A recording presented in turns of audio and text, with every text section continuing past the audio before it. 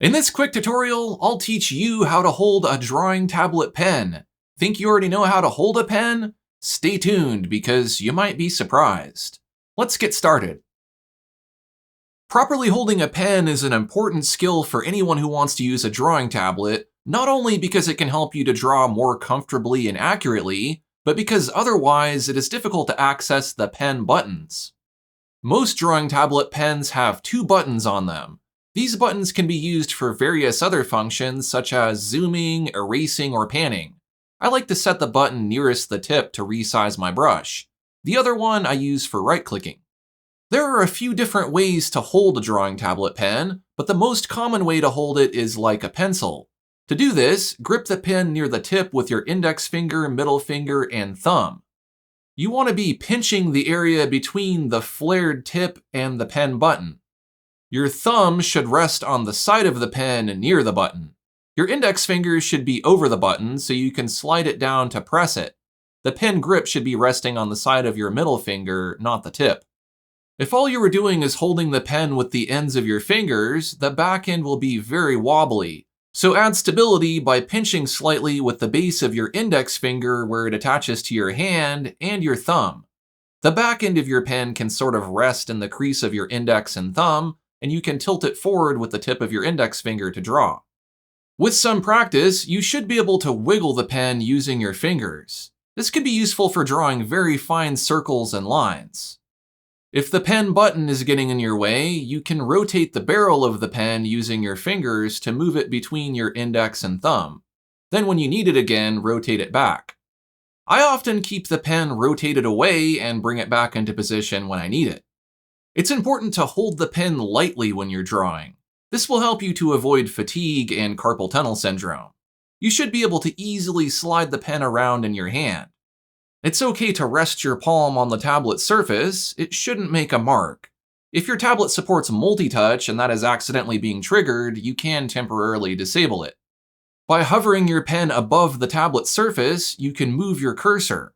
Once you press the tip to the surface, you will make a mark or perform a mouse click. You should be able to easily make a tapping or pecking motion just by moving your index finger, middle finger, and thumb up and down. Once you have gotten the hang of this subtle movement, you'll be able to more easily vary your pen pressure while drawing, which allows you to create a variety of line widths and opacities. You can even control texture and other brush and paint properties with pressure. For the best results, you should calibrate your pen pressure since some artists press lightly and some, like me, press heavily. Another important grip is the one you'll use to erase. Many drawing tablet pens have an eraser on the back end. Rotate the pen 90 degrees using your thumb and index finger, then quickly swap your index finger for your middle finger and fully extend your index finger to let the pen move to the other side of your index. Next, move your thumb to the opposite side of the pen and push it into the erasing position. If you like, you can choke up on the pen to hold it closer to the tip, but since erasing isn't usually very precise and you won't be able to press the pen buttons, you can just hold the pen farther down. The grip will be the same as when we were holding it near the drawing end. Repeat this action to go back to the drawing grip. All of this happens automatically through muscle memory, and it will for you too if you keep practicing. It can also be necessary to temporarily use your mouse or keyboard while holding your pen, though sometimes it's good to just put your pen down if you aren't using it at that moment. This is why most tablets come with some sort of pen stand or holder. When I want to type or control my mouse, I use the center of my thumb to push the center of the pen in between my index and middle fingers and grip it like scissors. I can hold it like that for a while, then release the grip and use my index finger to guide the pen tip back into my default grip. Objectively, based on the location of the pen buttons, this is the proper way to hold a drawing tablet pen, but it's not the only way. Another popular way to hold your pen is vertically. Many traditional artists use this technique because it allows you to more easily get the full range of values and widths from your pencil. By tilting a pencil, you can make your mark wider and less opaque, which is very useful for shading. It also discourages you from drawing too linearly, where you try to outline everything with the pencil tip. You can emulate this technique with a digital pen, but you will first need a pen that supports tilt. Not all pens support tilt, but many do. I happen to prefer the aesthetic of the Wacom Pro Pen Slim since it's thinner. The Pro Pen 3 is also quite thin.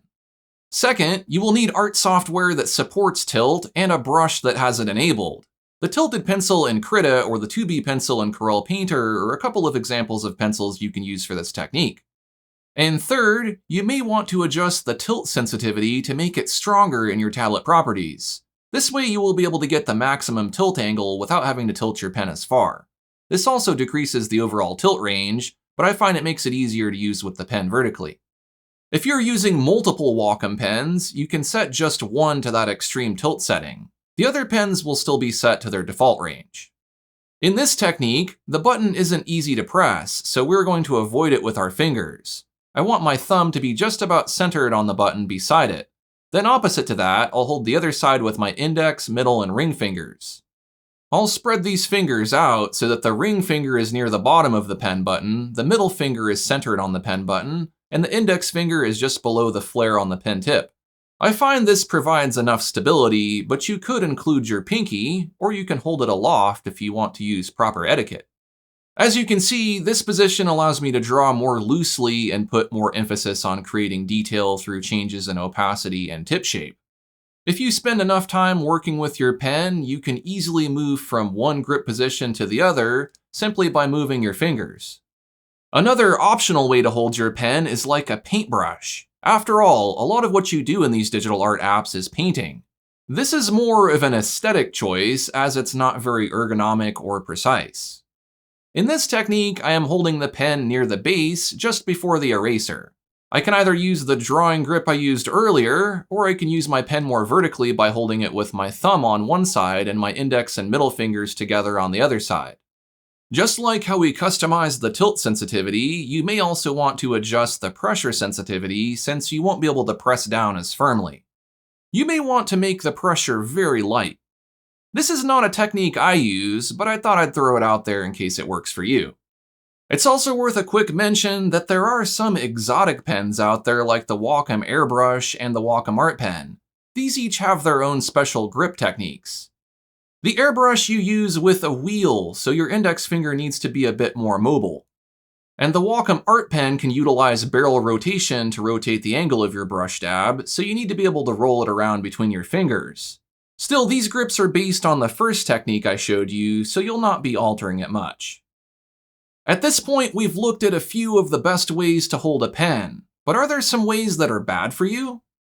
Obviously, you don't want to hold it Hulk style. That will create excess pressure and friction on your pen nib, which will cause it to wear down faster. That's not to mention that it's not very precise, and it makes it very difficult to utilize pen pressure. I'm sure you could create all sorts of funky ways of holding this pen, but I won't cover those because I doubt they are widely used or even practical. Back off, bub. However, one final way to hold the pen that could be bad for you is holding your pen for too long. No matter which type of grip you use, if you draw non-stop for hours on end, you're going to get what I call the claw. This is when your hand becomes stiff and sore. It may even throb. The sensation lasts for a while even after you stop drawing. This is uncomfortable at best, and a ticket to carpal tunnel syndrome at the worst. It's crucial to take breaks by putting your pen down. Use this time to get up and stretch, take a drink or get a snack, or spend some time looking for mistakes or things you'd like to add to your artwork. As we have learned, holding a drawing tablet pen is not so obvious or straightforward. Once you get it down, it is a simple skill, but it can make a big difference in your drawing experience. I didn't get into drawing techniques in this video, but I have another video you can watch when you're ready for that step. Thanks for watching. If you found this video helpful, please be sure to subscribe to my channel for more drawing tutorials like this.